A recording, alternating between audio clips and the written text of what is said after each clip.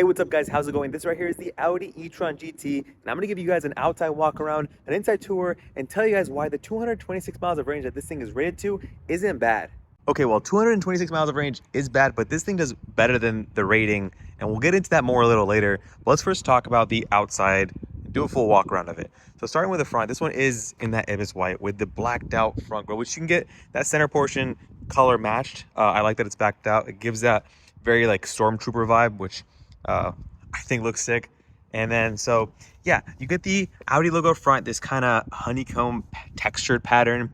Nothing here is functional in this sense, but there are your sensors down here and then vents below that go into there, as well as on the side there for air to pass through. This one has the performance package, which gives you the laser LED headlights. If you look closely, you'll actually see a little warning there. It says, you know, don't stare directly into this, it's lasers.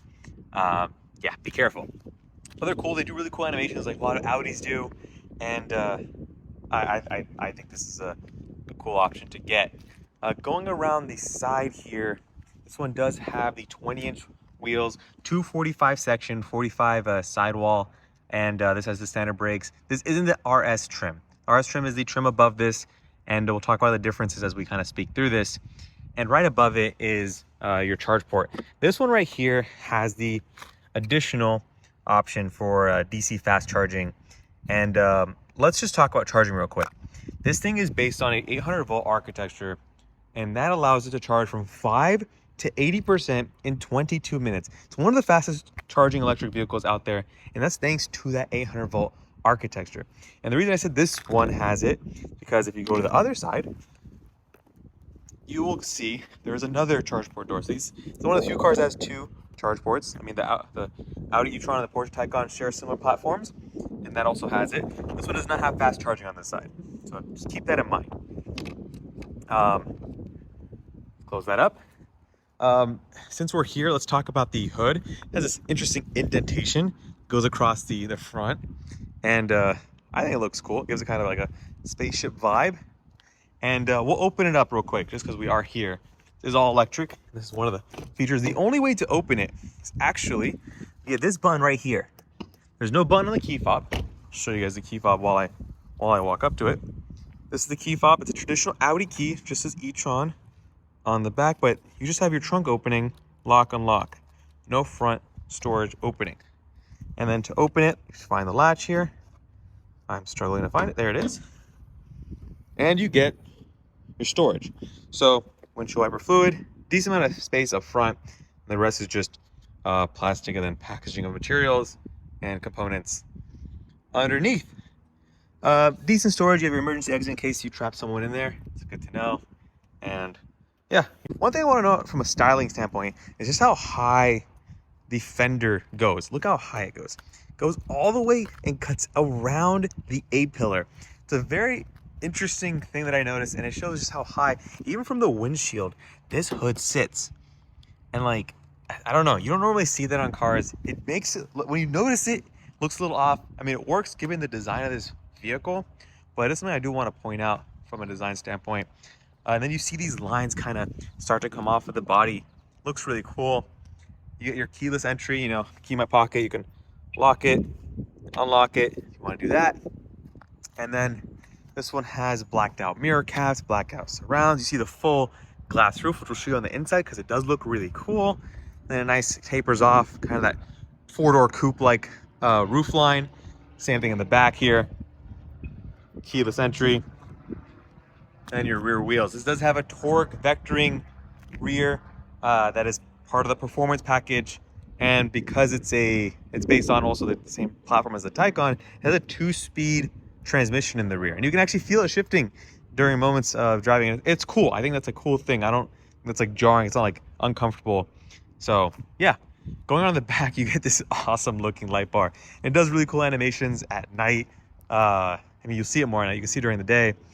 I think at night this thing looks menacing. I swear, it literally looks the most futuristic car with the wide hips. You see off the side here, just look how cool that thing, it comes off, and you get that round right there.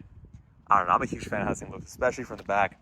You get a diffuser down low, that's all blacked out right there.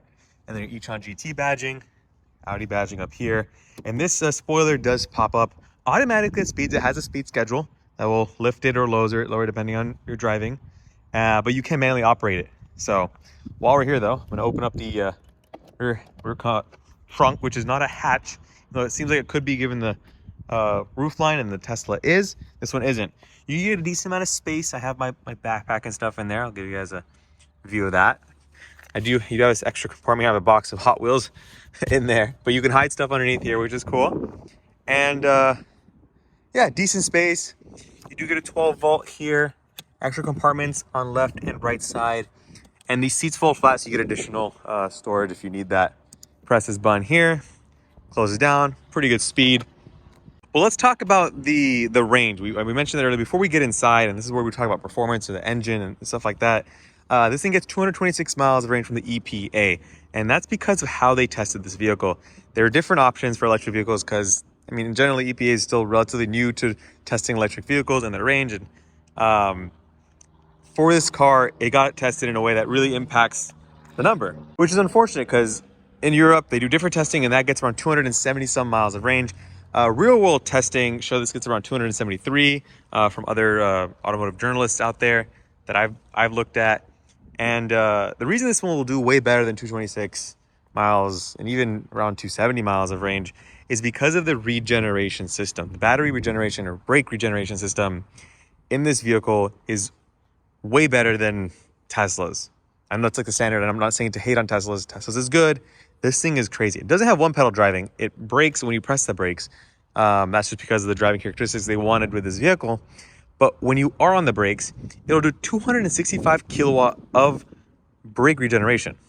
And to put that into perspective, Tesla's peak brake regeneration is 77 kilowatts.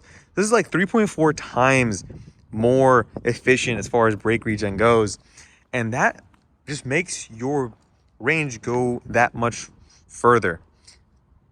And it's able to put that much power into the battery because of that 800 volt architecture. On top of that, the peak charging speed, because it's the 800 volt architecture, is like around 270, I want to say 275, 280, something around that range. It's not much higher than the peak regen power input from the brakes back into the battery, the brake regen system back into the battery. Like, so when you're hitting the brakes, you're pretty much recharging the battery at nearly its peak capacity, which is an attribute to how efficient the system is. And I think they can go a long way with this architecture if they continually improve it and kind of grow with it. So with that said, guys, the overall styling looks amazing. I'm a huge fan. Just the low and long swept roof line, they just knocked it out of the park. And I like that even though it's based on the Taycan, it doesn't look anything like it, you know? So let's open up the door here. Oh, I almost forgot to talk about, there's a vent on the side here. So that is for improving, I'm assuming, efficiency, that high pressure zone that builds up under the wheel well. So ultimately reducing lift. So going on the side, starting with the door, this does have matte carbon inlays. So you get, regular materials up top, carbon fiber, and then your door handle here, lock, unlock, your switch gear, memory seats. You can open the trunk here. And then, like I said earlier, front storage button is only here. It's the only place to open it. So just so you know, you do get kind of a black anodized door sill. It says e-Tron GT on it. Looks amazing. I take this over carbon fiber every day of the week.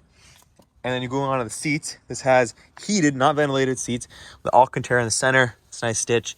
And then not like their premium Napa leather, but still a leather-like material up top. So let's hop inside when we get to the rest of it. Oh, and real quick, I want to talk about the RS e-Tron GT performance differences. That does 0 to 60 in 2.9 seconds. This does 0 to 60 in 3.1 seconds. So you're giving up on 0.2 seconds, and you're not spending the full, getting the full RS. But I drove an RS e-Tron GT and had the same matte carbon fiber trim. And just, man, I want to take a second to appreciate yes, build quality. I'm not saying this to hate on Tesla, but the build quality on this is amazing. Like, just feel the carbon fiber. It's solid. Like, it doesn't feel like it's creaking or anything. I'm pressing on it. It just feels amazing. It wraps around the display. And then you get your Audi virtual cockpit, which is awesome. I mean, they're known for that. You can kind of go into the views here. go to your navigation, open that up. And I love it. It's a great system. And then you have your vents on the side. That carbon fiber kind of continues throughout. It's just such a nice touch. If you can get it, I recommend you get it. And then this right here is the Alcantara steering wheel. I wouldn't get this. I'll get a leather just because this will tend to wear and get matted down over time. But while it's new, it feels amazing. It does feel amazing. And then you get the, traditional Audi logo, your switch gear, which is standard on Audis. You get one screen up top, which has Apple CarPlay, Android Auto, all that good stuff. You can control lighting and your all that, other system settings, phone, whatnot. Very traditional Audi. You swipe down from here, tap that button. That's how you raise and lower your spoiler. So let's go outside and show that. So now the spoiler's up. It pops out. You can control yourself, which is nice. It's not like you have to wait for it to go up, so you'll never be able to enjoy it. You can park it, have your spoiler up so you can look fast and look cool, Let's get back inside here. So let's just close that. We have to hold it down until it's completely closed. All right. I don't know if I ended up doing that right, but yeah, you have to hold it to bring it back down. Anyway, going down here, you have your AC controls. These buttons correspond to these menus. Your vents here, which are automatic, which I appreciate. Physical, they work. Glove box here. Going down, you have your drive select. So you have efficiency, comfort, dynamic, and then your individual. Will be in comfort for now. Traction control off. Hazard, park assist. And then you can turn off the display by pressing this button right here. Then you can tap to turn it on. Charge efficiency. This is like the biggest menu you get with this all-electric vehicle. You have your current battery level. And right now it says based on my driving, I'll get 227 miles range, which yes is more than 226. Yes, it's around 226, but really it is based on your driving. You just like a gas car, guys. If you have a lead foot, you'll run out of energy quickly. Efficiency assist. You can have recuperation automatic or manual, and then you have predictive messages you can turn on. So that is pretty much it. Let's see what we can do as far as seats go. Front passenger seat adjustments. So you have different menus here, but typical Audi, honestly. Going down here, you do have your this floating. It kind of looks like it's floating. Gear selector. You go into reverse. Get your rear view camera. There's not a 360 camera on this one. You hear that noise? That's like the noise it's supposed to make when it's in reverse for safety reasons. You go one notch into neutral, into drive, and then P into park. You don't see it here. You can kind of actually. There's menus here. If I go into drive, I don't know if this is supposed to light up or they're not lighting up because I don't have the options, but these should be buttons that you're supposed to be able to press. Start stop button right there. Go to park. Nice little color that fits my iPhone perfectly. And this scroller right here, I'm not gonna get demonetized, but scroll to roll the volume down. You roll this way to roll it up. It's kind of like an iPod, basically.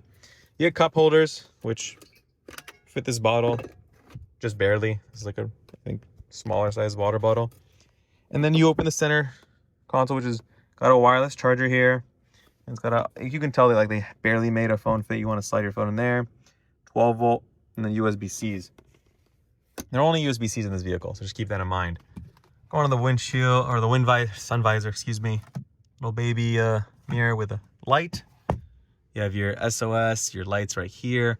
And then we want to show the panoramic sunroof, which is massive and extends all the way back. It's fixed glass. And if you live in somewhere where that's really hot, tint this. They do have it tinted and stuff, but you can always do better if you want, depending on where you live. So, all right, top of the back seat. You do get, this looked like it had some water on it, whoever had it before me, while they were filming while it was raining, but no carbon fiber in the back, unfortunately. Hop to the side, inside here.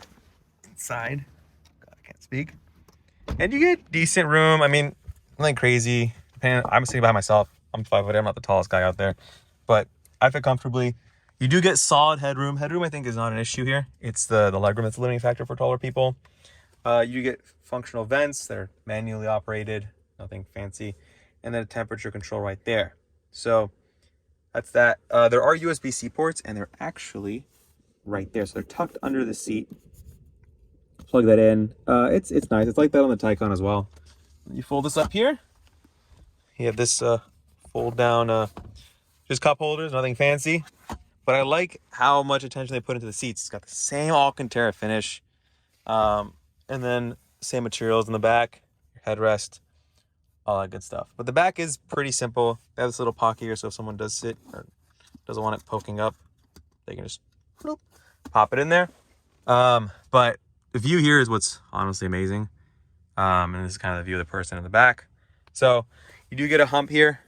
It is what it is. There is a third seat, but you're going to be sitting on the passenger's bolsters, so not ideal, but it'll work in a pinch.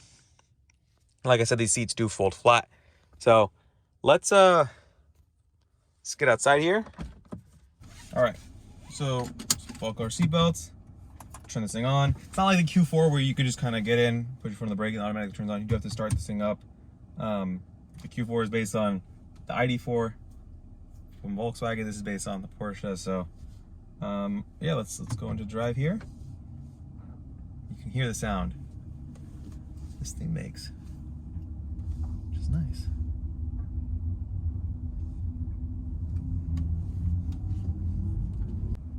Let's go. So I'm in comfort, and if you want to step on it, it'll give you the power. It just won't be as responsive on throttle or on your accelerator pedal as it would in dynamic mode. Just keep that in mind. Just do a couple low speed loops here.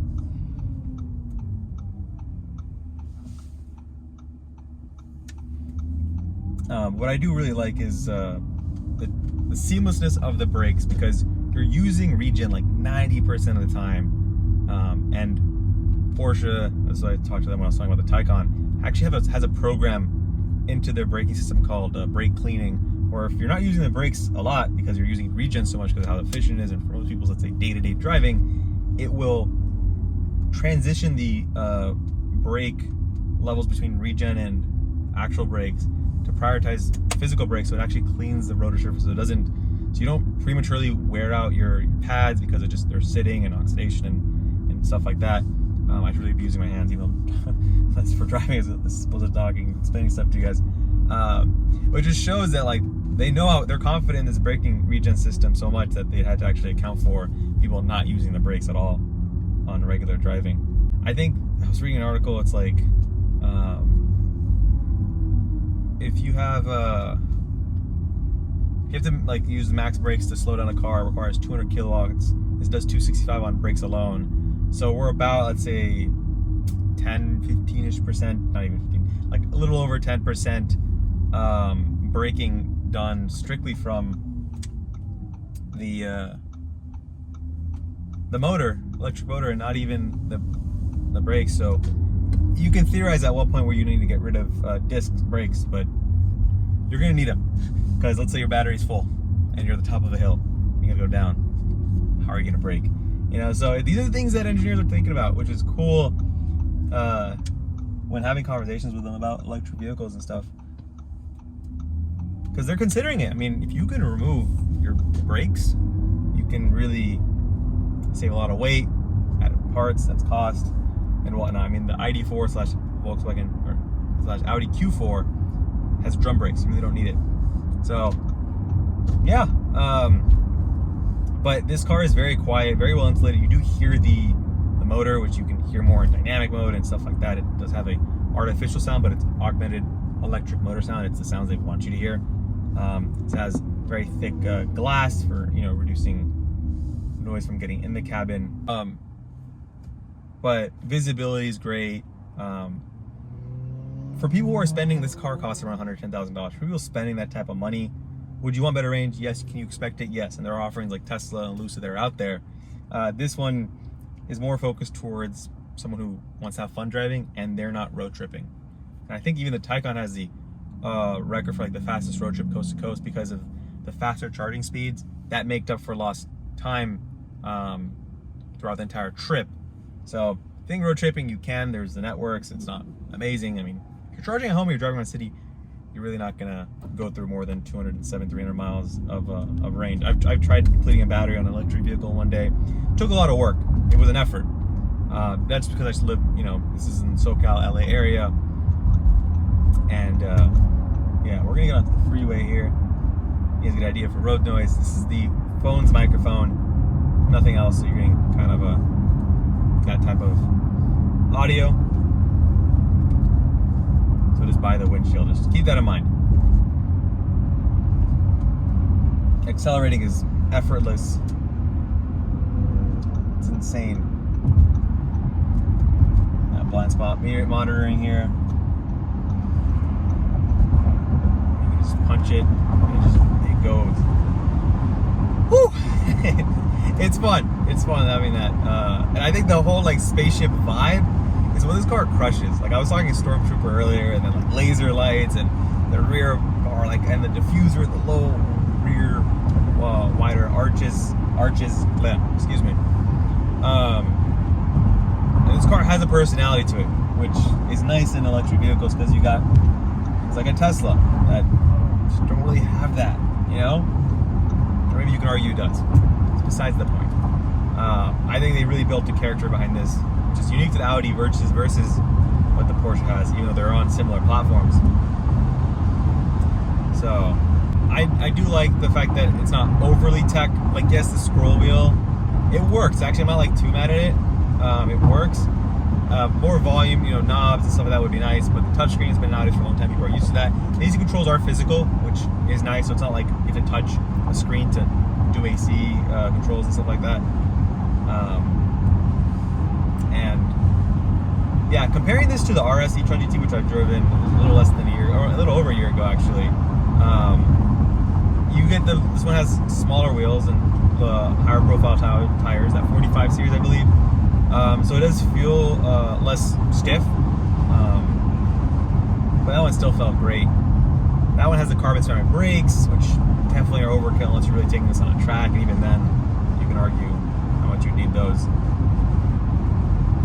So yeah, I think overall, I mean, the range is the biggest thing that from a brochure standpoint holds this car back, but from a what's it called, from a, say it with me, from a real world standpoint, people get to actually look into it a little further and research it. I don't know, you'd argue, are they going to spend $100,000 and really care about the range? Maybe, maybe not.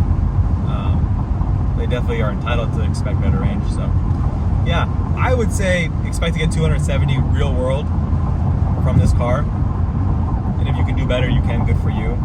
But if not, I mean, it is what it is. So, wow, yeah, I'm going pretty fast here. You don't even feel it, guys. You really don't. So I'm gonna wrap it up here. Thank you guys for watching. If you guys enjoyed the video, let me know. And if you guys have any questions, put them in the comment section. And I'll see you guys in the next video. Peace.